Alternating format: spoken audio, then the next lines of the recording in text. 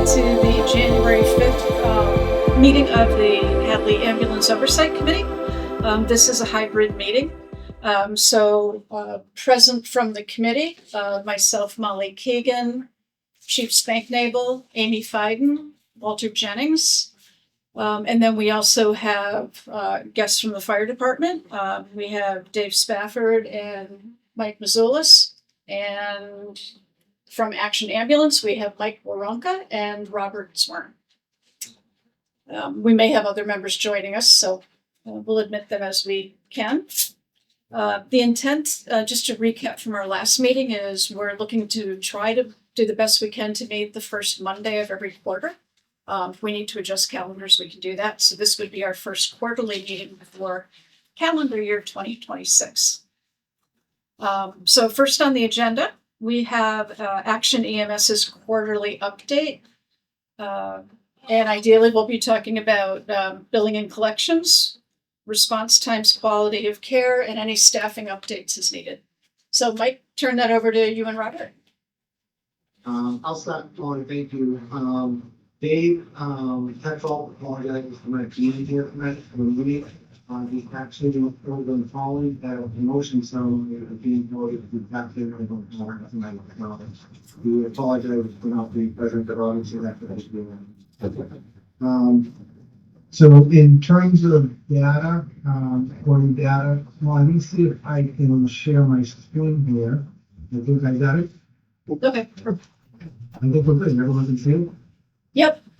Oh, awesome. This is great.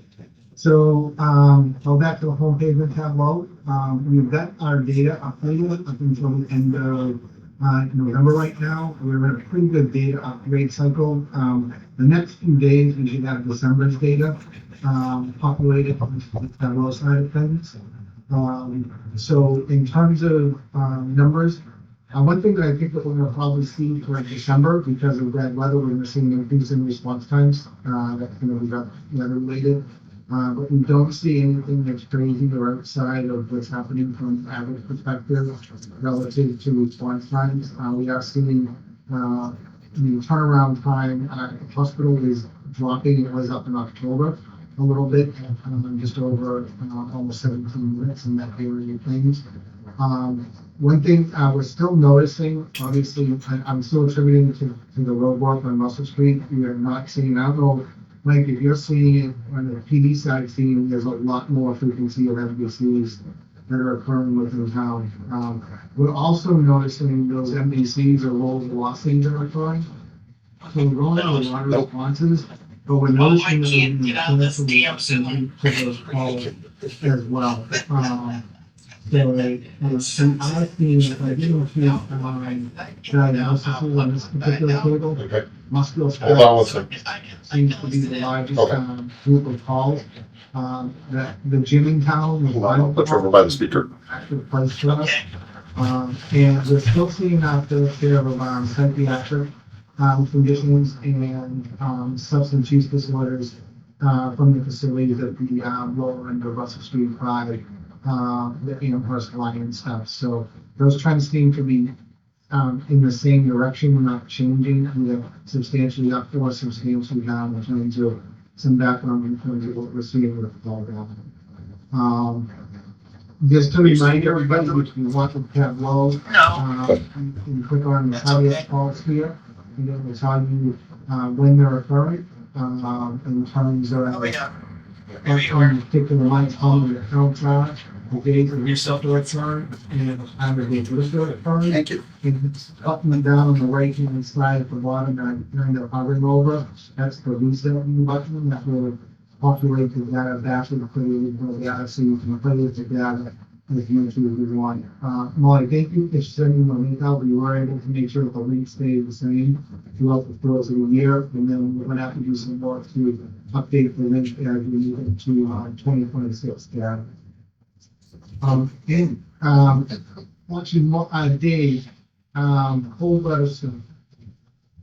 David sent me an email about food Dickinson possibly not exchanging blankets in the field.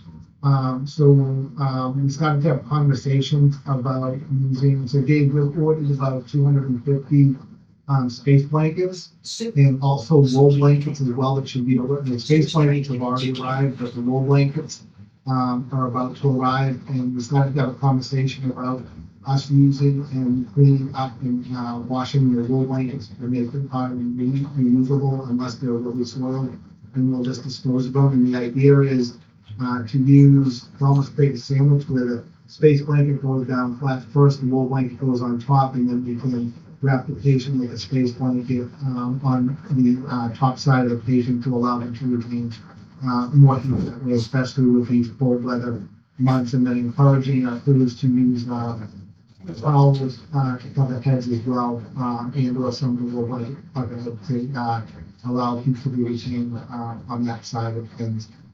Dave, what do you think about that as a plan moving forward? I think it's fine. I did tell them that I think you were in the email too, that once we get our dryer up and running, we can, if the heavy blankets that they buy aren't, blood or bodily fluid soil, they're just used for, to cover a patient, they can be washed and dried here. Is that reasonable? Yeah, we do our, so the jail section, we use our extractor to wash that for any, jail cell guests. And our washer was pretty messed up because it's original to the building. So that new one is ordered, we're just waiting for it. So we can, the dryer, sorry. Yeah. So yeah, we can certainly use that. Great. No, I really appreciate the communication because it becomes one of these things where we think about this, but the season's already started. It's like they have to put a reminder in September once they start thinking about the cold weather. And we don't use space blankets on and off, but the flight systems use them very effectively. So they're so inexpensive. They're about not even $1.50 to $2 each. So deploying tons of those space blankets it's very simple to do. They're very lightweight, and you carry a lot of them. And if you need them for your apparatus, Dave, just let us know, and we'll just drop a bunch. I think I was like 250. So Okay. there's a ton of them that are sitting. I believe they're in Springfield right now. It's just a question of moving them to you. Jesse Zappo, I dropped shipped the blankets to Jesse's house just to make sure it was physically getting to someone's hands as soon as possible. So Jesse will have the wool blanket allotment that gets there, and then we can easily order more pretty quickly. Okay. Okay. That's great. Thank you. And thank you so much for mentioning it. Okay.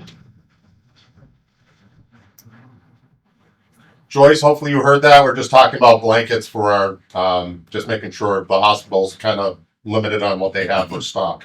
So we just want to make sure we had a solution. Okay. And Dave, I believe that, so UMass is going to a FOB system for linen. I just think it's a matter of time that the rest of them are going there. Maybe they haven't gone there yet, but staying ahead of the curve is the better move here. It's just a function of time. I think you're right. And I mean, if they can get away with, if they can get blankets from the hospital, that's a bonus. But you're right. I think it's going away and sooner than later. Yeah. Just some things on the clinical side of things that I want to update everybody on. We've started to deploy field ultrasound into our New Hampshire operation. It's something over the course of the next year we want to introduce to the system as well. The other thing that we want to introduce is light scope, laryngoscope for radiography or laryngoscopy as well. So some more clinical upgrades that we're looking at, and then also we're going to be we're currently working on the drug library for Sapphire IV infusion pumps, which is pretty much the standard. So we're going to be introducing IV infusion pumps into the ALS unit as well, just to up our level of clinical care. We have a little bit of work to do in terms of working with the hospital on the ultrasound side of things, but we'll work through that and figure out the training programs for the medics of ultrasound. So just some clinical updates for the group, okay? So, Mike, is that something that the hospital has to approve, or? So, Molly, part of our medical control agreement, we get a template from the hospital about different things, such as the different medical requiring, and it's kind of a yes or no type of thing. So it's a template. Most of the hospitals that we renew the medical control agreements with selected the ultrasound option as part of that, renewal, specifically at Bay State and at DMC. We are waiting for an updated agreement from, Cooley right now. I've pinned them about that, and then when that agreement comes through, then ultrasound is gonna be part of that approval process, so yes. Okay. Gee, were you able to hear that, Joyce? Yeah, you're short on the blankets. Other places have them. I'm sure it's because of the amount of people that they're having to take care of at the hospital. They've been full. It's actually, they're starting to go away from allowing EMS to take blankets. Oh, And they've been trying to do that for years, but like, yeah. Mike had mentioned before that the hospitals in Boston have started to do a vending machine type thing where you get one blanket, with one small blanket, one sheet, one towel, and that's it. And in the winter months, it's not enough. You know, you need a big blanket or some sort of barrier from the cold in the wind. Yeah, like the bedspreads we used to be able to give you. I know that much. Right. And they don't even have that amount up on the floor. They were rationing how often, at one point, how often we could change the beds. Minimally, not every single day either. So I can see where this was going to head. And we've always been arguing with them that they need to support and pass the blankets out to people because you are out in an ambulance and stuff.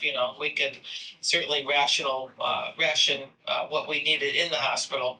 And I think the latest thing you missed with what Mike was saying is he was talking about ultrasounds on the ambulance, and other, glide scope on the ambulance, stuff like that. But they're waiting for a updated agreement from the hospital. Okay. Two other things I do want to make comment on. In December, we have seen shock rise in respiratory cases. Flu is running rampant, so it seems some pretty. And then the last thing, Mike, for you and your team, and actually Waller to know, the volume running into Amherst mutual aid is still very consistent, and they got from previous years, which I think everybody knows. So that we're still seeing that consistent in the system, which is good news. Is there a report in the tableau that addresses the mutual aid? So right now, this shows just pickup location of Hadley only. Let me work on modifying that data and we would see what each of those requests. Because we're seeing it, at least once, probably three or four times a week. I think it's a little more than that. Yeah, me too. Yeah. When the students are here, it's more. Yeah. We're on break right now, so I think you're seeing 3 or 4 now. And then True. students are back, we're seeing it much more. Yeah, the student part was seeing the intoxication, we're seeing much with the alpha trauma. The elderly was seeing the general weakness, the respiratory, and the typical elderly calls in the system. I think with I've been trying to get our guys here at the station to start wearing respiratory protection because we got to get back into masks when we're in the situation with the flu and stuff like that. Well, Dave, I don't know if you can see my email here. Yep. Yes. I just got this off the press from DPH, Yeah. about a masking recommendation. Right. So I'll forward this on to you right now so that you have it, okay? Okay. One of the questions I had in regards to mutual aid, dispatch downstairs, when the ambulance leaves to go to mutual aid to Amherst, typically that's the last they hear of them until they clear up back here in town. They would like to be notified at minimum when they're transporting to the hospital, so they know if they're going to Bay State or if they know they're going to Cooley, so that dispatch fire alarm can kind of gauge when that ambulance will be back in service. Okay, that's easy to do, and I think I'm surprised that they're not doing it, first of all, because that truck I look at is your truck. Right. And your guys need to know where that truck is, and I would expect them operationally to be letting your dispatch center know, not only when they're arriving, but when they're occupied and when they're clearing as well. I'll send a notification out for that. All right. Thank you. Don't you usually just go to Bay State when it's a trauma one though? You don't always go. It depends. Sometimes if the patient if they pick up a patient that was recently treated at Bay State, it's actually it's better off for the patient if they go back to that hospital. Same with Holyoke or Mercy or whatever. I guess depending on what they had. I mean, you know. Of course. If the patient is appropriate for travel, if not, then they're going to go to the closest hospital. But sometimes they get patient. We get them in here in town where we'll even go to 20 North Maple, and they'll say well, he was just treated for this at Holyoke Hospital. Well, pretty much the patient's going back to Holyoke Hospital because it's not fair to Cooley to put that on Cooley when they already have a relationship with the patient and whatever the illness is. Yeah. So, Mike, I know that Dave sent it out in regards to MedMD or whatever it's called. Oh, convenient MD. urgent care. So you're gonna see, we'll probably start seeing that increase again. Hey, Mike. Yeah, well, the other part for you, and I'll send it out to you when it actually happens. But we have a new owner now of 20 North Maple Street. It's called The Point now. So we already have the current excessive business there. However, the new ownership is now fixing up and remodeling the single story section that was closed during COVID. Really? So all those bedrooms and everything else, the building department and I are working with them because there was a little issue with the whole asking for permit stuff. And we didn't know what was happening. So anyway, so it's gonna take them a while to get that done. But when that section opens, that's gonna be another increase in our calls for service. And we'll keep monitoring because we do have times where they get a little bit, like if their national ambulance isn't gonna show up quick enough for them, they'll call a 911, and we're not putting up with that. That'll be either they can take a bill from us and pay for it themselves, not the patient, or they have to fix it. We're just modeling that after Northampton. That single story over there, that used to be just for rehab patients. That was the original plan when that first opened up. All rehab patients, whether they were stroke or orthopedic or whatever, they all went to that side of the unit instead of being transferred to the other floors. Yep. That's most likely, my guess that might be the same, but I'm not sure what the ownership has planned right now. Yeah. So we'll see. Hopefully it is. But even with the rehab side, what we usually, sometimes you have those situations where something occurs during rehab. So they have an infection that shows up, or I don't know, we see quite a few falls over there. So that kind of stuff. Well, thank you for the update, Mike. Any issues, Chief, with response times, quality of care? Are we good there? Response times, anytime it comes in over 10 minutes, Dave's evaluating it. And Usually it's an issue with them and their dispatch. It's never usually I go down to our fire alarm and it's cleared up like within seconds based on what our numbers are.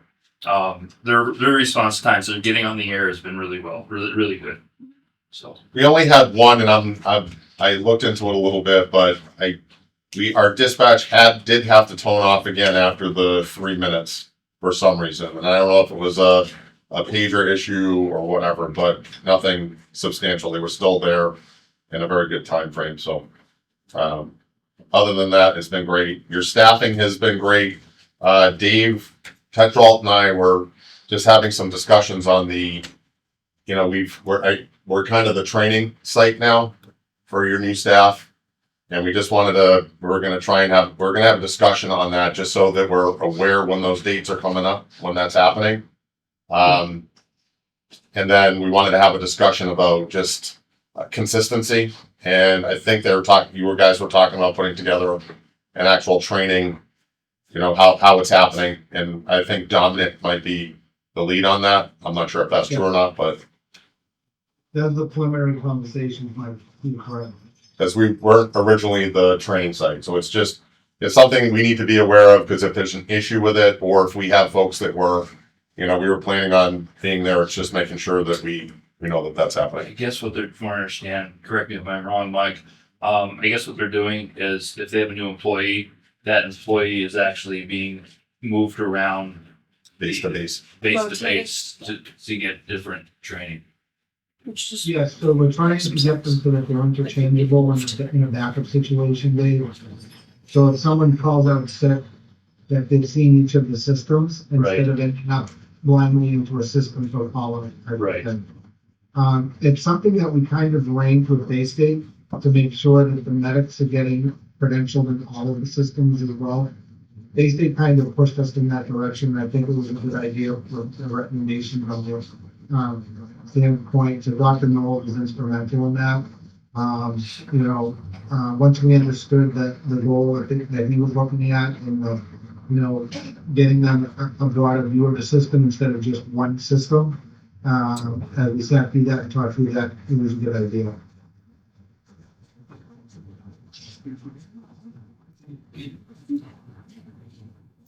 Robert, or do you want to pivot and just talk a little bit about what the numbers are looking at right now? Molly, hold on for 1 second. Yeah. I'm sorry. I just want to take a minute. Mike Mazzullo sent an email this morning about a call on December 31st, and it was just a spectacular email praising the crew members. There was a 3-person crew that arrived that day to take care of a patient that happened to be working at the BLS level. I did respond to your email, but I let you know we identified the crew members already, and we will follow up with them and provide a copy of the email and then share it with the company as well and let people know. And one thing I did say to Mike in response to the email is that we do need to spend more time as professionals providing positive feedback to us, because sometimes we spend too much time hopping on the negative, which just doesn't go all the way around. So, Mike, thank you. It's sincerely appreciated. Thank you, Mike. You're welcome. I want to praise Mike for actually going back out on that call after he was actually was supposed to be off duty, and he went and assaulted her driveway. So the wife didn't have to, when she came home, didn't have to suffer to kill herself. Yeah. Oh, that's cool. Double thank you. Gold star today, Mike. No, I mean, that's great. I mean, that's the stuff that people don't see and they don't hear about it, but for the individual involved, probably made all the world of difference in that situation. Okay, Sorry, Molly. I just wanted to make sure that everyone knew and that I acknowledged Mike. yeah, no, that's great. Okay, Robert, are you still with us, or? I am, as long as you can hear me. Yep, we can hear you. I stepped out of Jim Fanning. So you look good at laughing with the chair in the neck end. These are just a couple of quick things. One, status of last year's rebate, final check, $10,000 mailed out last week. So the town should be receiving, So you can hear a little better. It'll be tomorrow, but that was mailed out before, I think we do it on the 31st. Okay. Then in regards to the next year, and I know I shared some information earlier today, but the town right now, this is the data through the end of November, so it's clearly not mature data at this point. And collections are still very active on these. The town is trying for just over $100,000 rebate of the 150 max. Billings are running about $136,000 a month. Cash collections year to date, again through November. So through the end of December, but through November's transfers, we've collected $335,000. So we're trending in the right direction. I'm expecting the town to hit the 150 again, but as of today, again, immature data, the calculated rebate is just over $100,000. And that will continue to go up, especially once you add the look back period into the collection period. Okay, good. I wish all of our revenue line items had the same status, but Right. So, that's all that. Okay. Does anybody have any other questions for Mike or Robert right now? No? Okay, then if not, we're gonna roll along with our agenda. You're welcome to stay on or hop off as you choose. Robert, I know you're at your daughter's sporting event. Yeah, so I'm going to hop off, so happy New Year, everybody, and hopefully in the next meeting I'll have continued good news on the roof. Okay, you too. Thanks, Robert. Thanks, I'm proud. Is that Sue? That's so. Hi, Sue. Yeah, and actually, I should just say that for the viewing audience, when they get to it, Joyce Chunglo and Sue Glowatsky did join via telephone, so they're now participating in the meeting as well, and have been for several minutes. So, okay, under old business, Chief, anything you want to talk about relative to BLS staffing? Yeah. We can give you, so Dave ran our numbers, for our Hadley A1. And again, everybody has to realize that this is through December. The numbers we have here are just how many runs we did by month and everything. Our figures from Pro EMS, those are only good through November. I didn't bring those with me. The next meeting we can have just a full year rundown of Yep. what that's Just gonna be. They're still collecting. So, Yeah, and that's the same as, so it's consistent with what Action was just saying, right? There's Right. November, still very active collections. Yeah. So I can tell you that we came in right where we had estimated as we put forward to the town. Our total A1 runs were 157. That's the calls. Our total transports are 106, and I can give you all this. We had 49 refusals. And our engine four, which is a listed EFR, so first response, basic ambulance. Yeah. We did 2 calls with that, where we were then intercepted by Amherst Northampton Action. So there were 20 ALS intercepts, 5 from Northampton, 7 from Amherst, and 8 from Action. And then you'll be able to see the runs per month, but July, August, September, 19, 15, and 15. October, November, December went down a bit, down to 7 and 9. But again, And that's just runs. That's not transports. So like in December, there was 9 runs, but there was only 3 transports. Right, and transports are the revenue generators for people who are listening. Yeah. the other thing you have to realize is we also went down in staffing. So there's days where the OIC in charge of the shift will let dispatch know if we're going right to mutual aid. Mhm. Because we are still seeing the second calls, sometimes third calls coming, fourth calls coming, where we can't send a crew because it's me here by myself, or the crews are already out on a different call. And just trying to, from a staffing standpoint, so we lost Evan, was it August? End of August, he's, Yeah. Yes. right? So, yes. Does that sound right? So He started- August, September. Yep. Yes. And then we had our, Mike is this- Cunningham was gone before that. He was gone in July 1st. okay, yeah, so Mike was first, then that remained vacant, then Evan left. Correct. And then we were relatively stable until the layoff that occurred in December. Right, so we're now at the lowest point of staffing that we've had, so those numbers are going to Potentially. likely And we lost an additional number as well for for resignation. resignation. So we are now down to 5 full-time employees plus me. And with the one person staffing, you can't run an ambulance. Unless the chief is in-house or some other. We had one shift of 2. The stars align. Yeah. Me and my partner are a shift of 2. We did a run this week on the ambulance, but realistically, if there's one in house, it just can't be. And there are certain shifts where we are, like, again, we negotiated the contract for not anticipating having 5. So there are shifts that we are bringing in people for overnight coverage, just because we can't risk it. Perfect example is me falling in the bay, going to take the ambulance in. And that's my biggest concern. Again, that's one of my staffing concerns and challenges, is that we're expecting a single employee to be in here I slipped on a patch of water down there to go out to a slip and fall at Walmart. I was fortunate only to mess up my knee again and my ankle. So I'm technically supposed to be on light duty, but we just don't have the bench strength for that right now. But I also just, it really is a concern for me every night, knowing there's one person here. If something happens to them, they're gonna be here by themselves. And if they slip and fall in the bay, if whatever it is, we have one camera down there to get the best angle we can.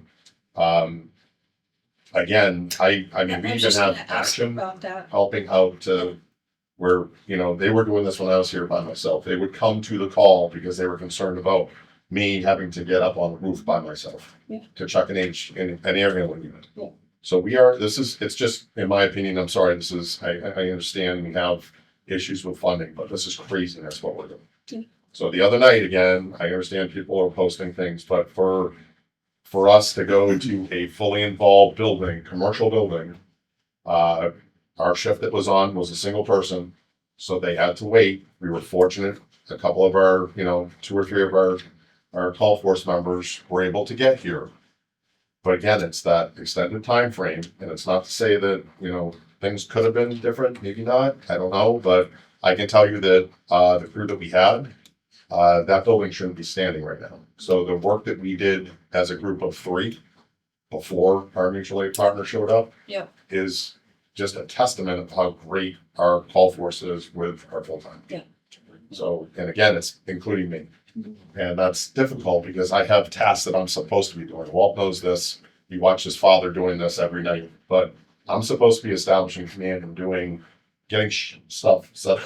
Yeah, you're not supposed to be boots on the I'm ground. not supposed to be pulling clotheslines and getting deck guns set up, but you don't have that choice. Yeah. And it's very concerning. And I was just gonna ask, and again, knowing that action's here 24/7, just because you alluded to that. Yeah, obviously, we're not resolving our staffing soon, soon enough, I'll put it that way. Yeah, are there safety measures that we can put in place, whether it's additional cameras or? I don't know if Programs. anything in-house, but what we are doing right now is we've been working with PD. So They're supposed to PD be is sending, stepping up, they'll be sending Okay. a unit. And then action is on our run card, so any fire, any box alarm call, they're supposed to go down. Okay, And again, it's, depending on, you still have a group of 2. Brian and Mike are officers in charge of the shift, and now Ronan as well. So we have some promotions that we were just about to start that folks have signed up for. So those officer in charge positions were supposed to move into acting lieutenant positions, and that's gonna have to happen. So those we're gonna be working on, but it's a process. So they get their acting lieutenant's positions hopefully this month. I think I'm on the agenda in January for the 21st. So as of right now, I would be promoting them in-house. It's not something it's a courtesy bringing it to the select board. But it's not changing their pay rates. They're already in the OIC positions. So the contract, whatever's in the contract would prevail, but, they deserve that. And I can tell you as an officer myself, when I was here by myself, it's a big difference when you're on scene by yourself as a firefighter with mutual aid companies coming in. They're looking for an officer in charge. And if they see a firefighter helmet, sometimes they're seeing where you're not getting that communication because they think, oh, it's just a firefighter. I don't see the visual actually Correct. matters in Yes. an emergency, 100%. yeah. So that's why that is a priority for us too. And they've been working the amount of extra work that we have seen across the board for everybody is staggering. Like I can't tell you how difficult it is to keep up. I'm still doing liquor license inspections. And I still have a stack of probably at least 10 just solar plan reviews to get caught up on. And every day it's spiraling more. So the pile is getting bigger. Because I have to go out on, if Mike's here by himself and a fire alarm comes in, if there's nobody else available, then I'm not gonna send him by himself for that kind of stuff. Yeah. It's not safe. Yeah. Our residents need to understand that this cannot continue. We have firefighters, our people have stepped up. On-call force is not always available. Thank God it was available the other night. Mhm. And we appreciate those that we do have and that they do step up. But it can't go on continually. You can't run a fire department, paramedics, ambulance with just a few handful of people. That's not how we wanted to progress with this town. And it's pretty pathetic that I'm watching all these posts on there saying we're crying about it or whatever. I mean, they just do not understand. I'm just disturbed by it all, and I'm willing to go on base and say that. And I don't care what they think about me because I don't give a shit at this point in time. But we cannot continue to do this. We've got to find a way to support our public safety. Absolutely. I don't care how we do it, but we got to do it. We're really lucky. A lot of these fires happen in the evenings when the call department is available. Yeah. If these happened during the morning hours or the afternoon hours, things Yeah. look a lot different. Yeah. You know, It's almost counterintuitive because we worry about the night because of lack of staffing, but you're right. You're more likely to get 4 or 5 call force firefighters showing up pretty At night, quickly yeah. at night. Yeah. Mike, I was gonna wait for new business for this, just for the sole reason of not saying Mike, but he happens to be sitting here. God forbid he drops of a heart attack out of the camera's range. Correct. So what I was gonna bring up in a new business, and Mike, if you're hope you can still hear me, is what if we moved action back in for the interim? And we moved that white ambulance up north because Brian is still doing some repairs on it. Move some stuff around in the bay. At least if Mike or you or Dave or someone falls or God forbid you have a heart attack or something, at least maybe someone would be like, hey, I'm going for a walk. And like, oh wow, there's Dave laying on the floor where the camera can't see.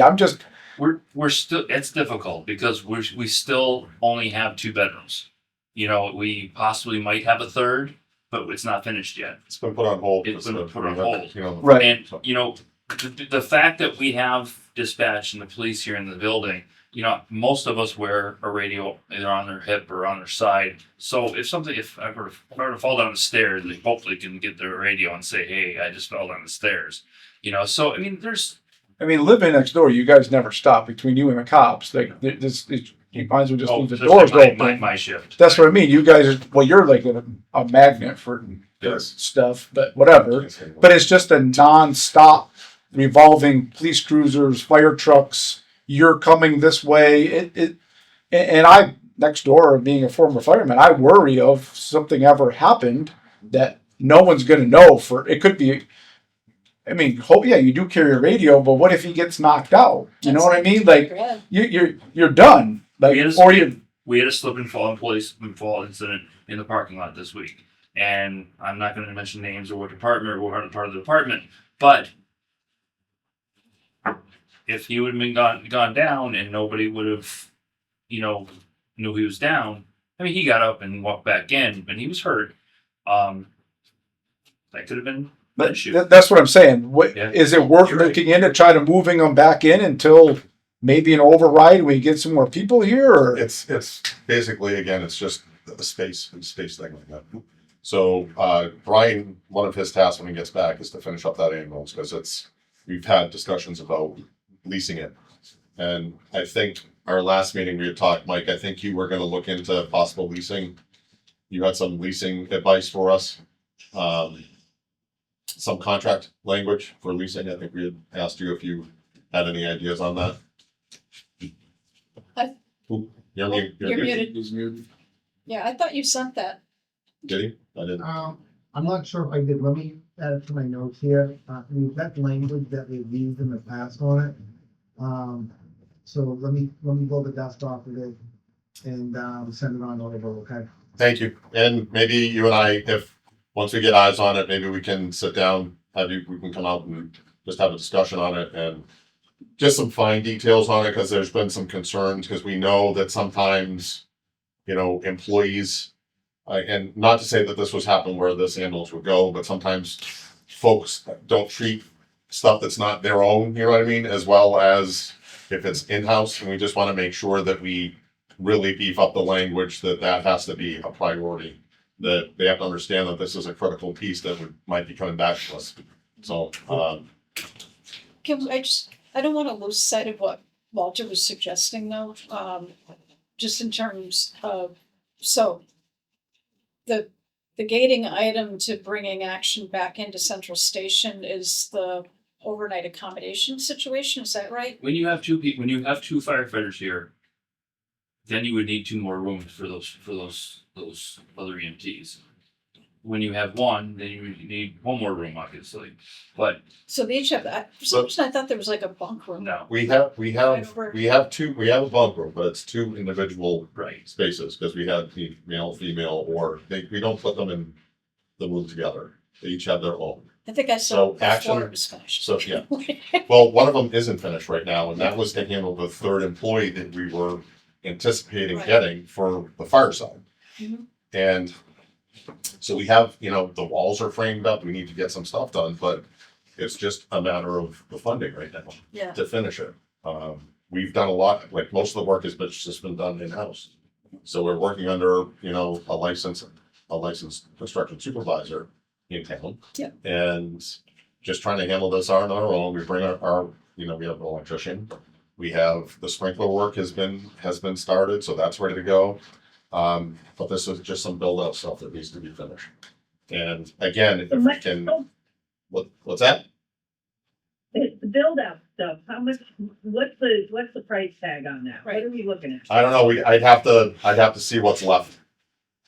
Like I said, we've just been chipping away at it as we have, funding. So, we have some other really serious projects, that we have to finish up. So the garage doors here, that's part of that capital plan.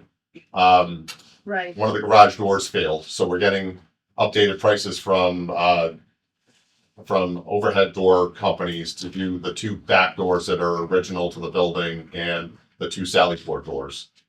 We have a fire alarm issue. The fire alarm has failed here.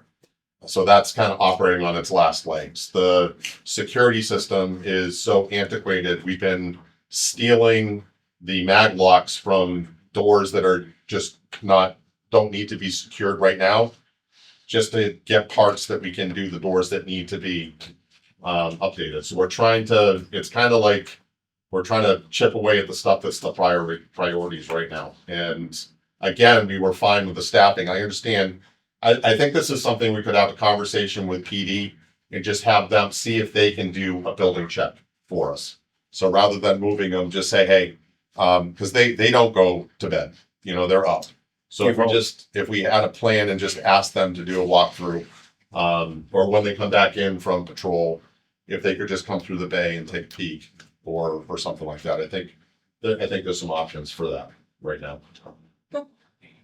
yeah, I mean, bottom line is, it's bad enough as it is, and they don't wanna make things worse, have anybody get hurt, so. I hear you. Like I said, I'm lucky I didn't get knocked out because I Yeah. would have been waiting for Mike to come back to the station from the colleagues.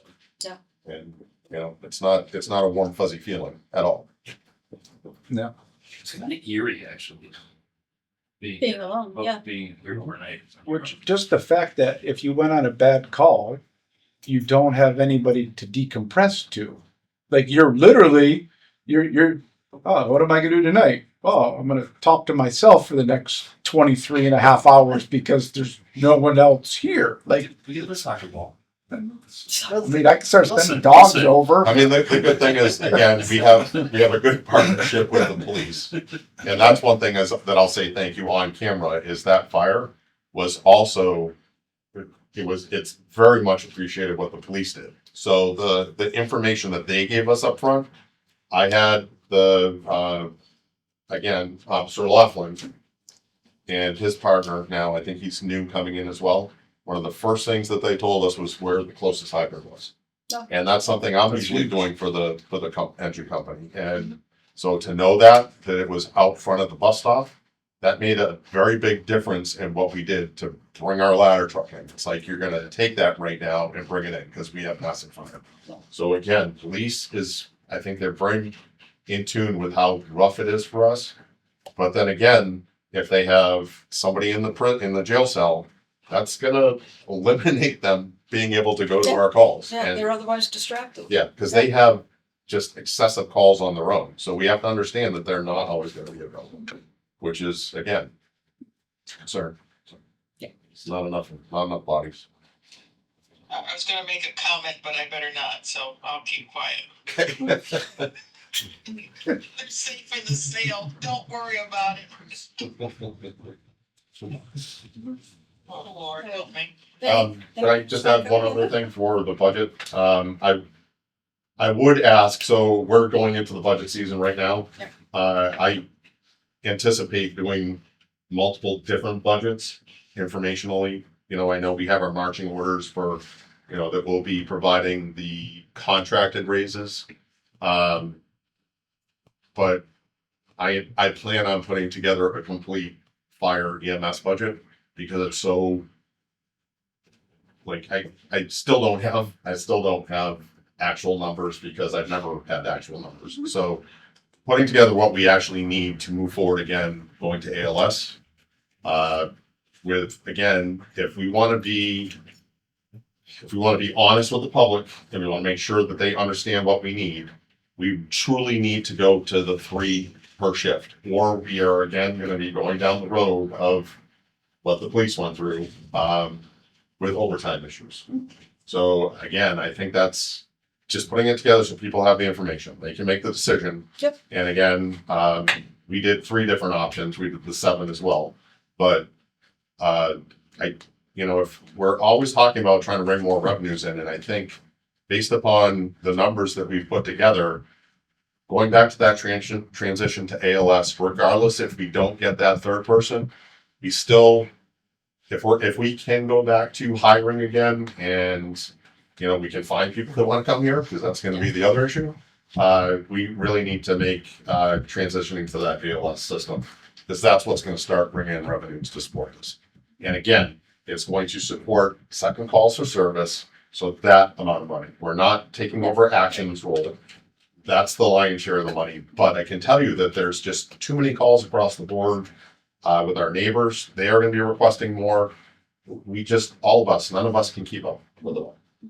So it's not like that ambulance is going to be sitting by itself. My other request from all of you would be to support. We need to have a deputy chief. That has to be a priority, regardless of, like, I get it. I've even been considering not bringing in and not asking the request for the hiring freeze to be lifted until we can find the money to bring in somebody second. I can't be going out every time there's a call. He was a huge instrumental part of that ambulance being able to go out the door when the crew was out, so that ambulance would meet the crew on scene and somebody was there to actually bring the fire truck back. So I know a guy will do it for Well, free. Neglectful. I think it's neglectful for us to not have a deputy who is going to step in when Mike retires, because we know that's going to be relatively soon. And you can't have somebody come in when Mike's already retired. I mean, No. you know, it's Yeah. just common courtesy to show, you know, to have somebody show you the ropes. Absolutely. So Gonna be in the same shit show as yours. It's Mike Mason still being our town administrator when he should be in charge of the police department and not running the frickin' town. So that's been dropped in the basket. Nobody's moved forward with that either. So, you know, we got a lot of things that are on the plate there that need to be addressed. And yes, a deputy chief needs to get hired and put into that position also. If you can find one. Except, yeah. Yeah. Well, and that's the conflict. I mean, that, you know, Hadley has a reputation now, although, you know. I don't know. Yeah. I mean, I that's, hear it from the collector's side. Who wants to go to Hadley? Nobody. You know, God. Well, we expect many people to wear several different hats. And that's really not fair to the people that they have, or they're using them.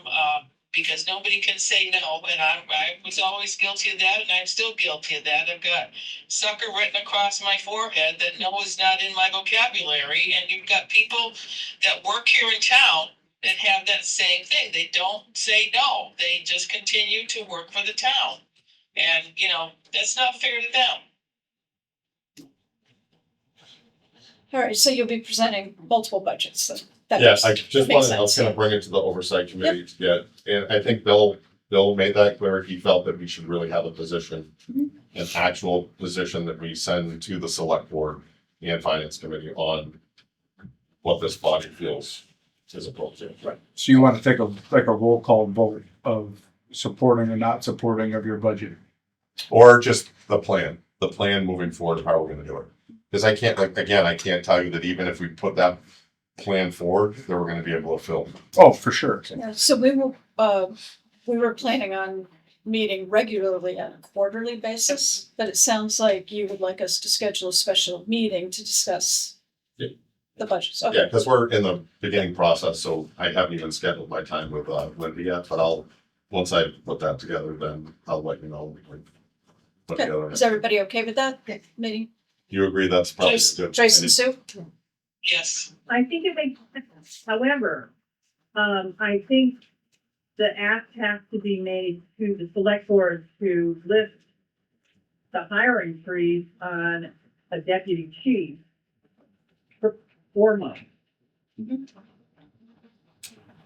Yeah, and just a reminder too, by the agreement between the select board and the finance committee is that, again, ultimately it's the select board's decision, but we've been very clear with the finance committee that they would be invited to the table to have a voice in anything relative to staffing changes, right?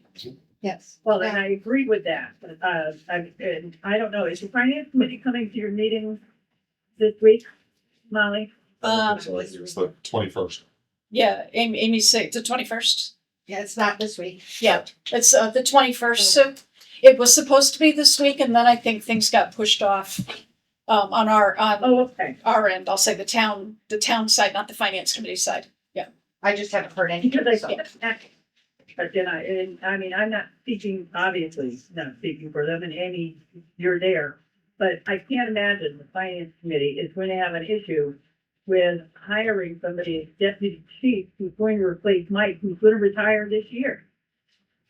I don't see that's the issue. So right now, when you lost someone after we did the budget, like you had that other person resign, what happened with that? Or is that gonna be, That's what I was gonna be coming to the 5 board meeting with you to ask for the hiring freeze to be lifted so I could fill that position.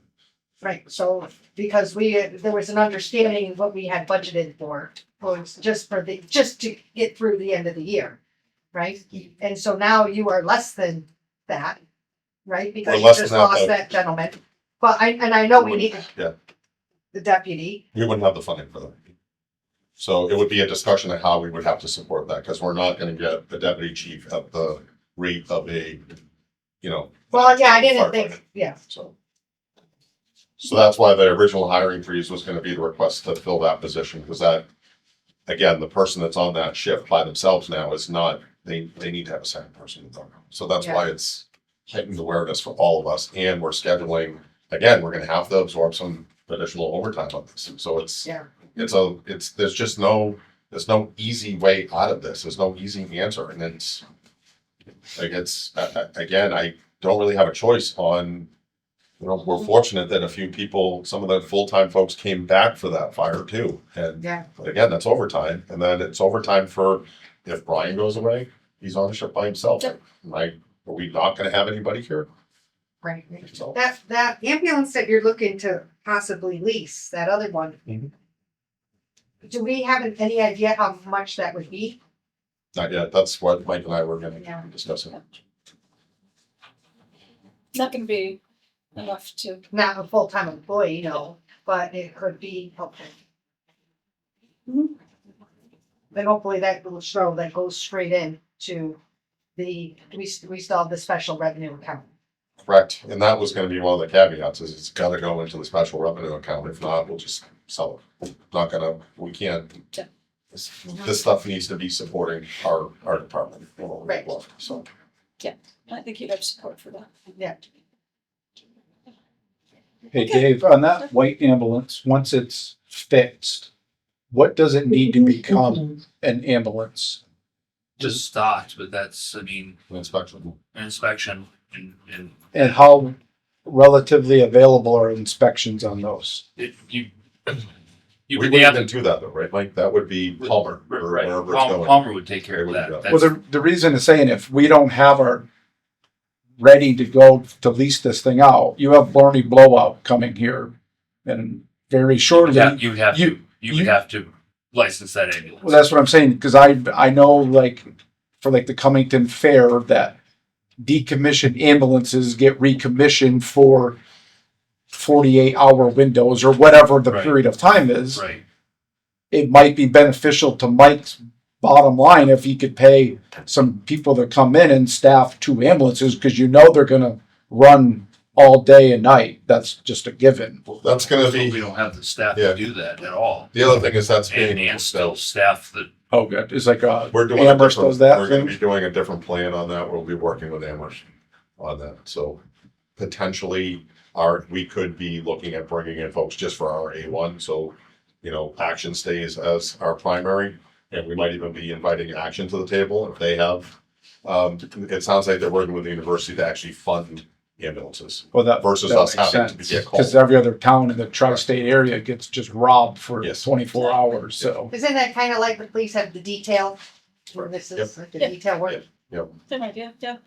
That's what we're working with. That's the plan this year. And I think the university is supporting a certain number, and then we'll also have strike teams available, which is, again, the strike team is funded, if that's a mutual aid request. So that's not, we would only be getting returns if we were going to the hospital. You know what I mean? So if we pick up a patient, then you would be getting your return. But that's all switched. Sue, Joyce, anybody here? Anything that you want to discuss further that we haven't talked about that you want to see on an agenda, other than obviously, it sounds like the next meeting will be very much focused on the budget cycle, but anything else? No. Yeah. I'm kind of thinking, I mean, I think Linda's, budget date ended on January 12th. So, your short time as far as the budget meeting, or maybe there's something. This is just that's just the initial talk, Sue. So like we're basically just getting together to start the discussion.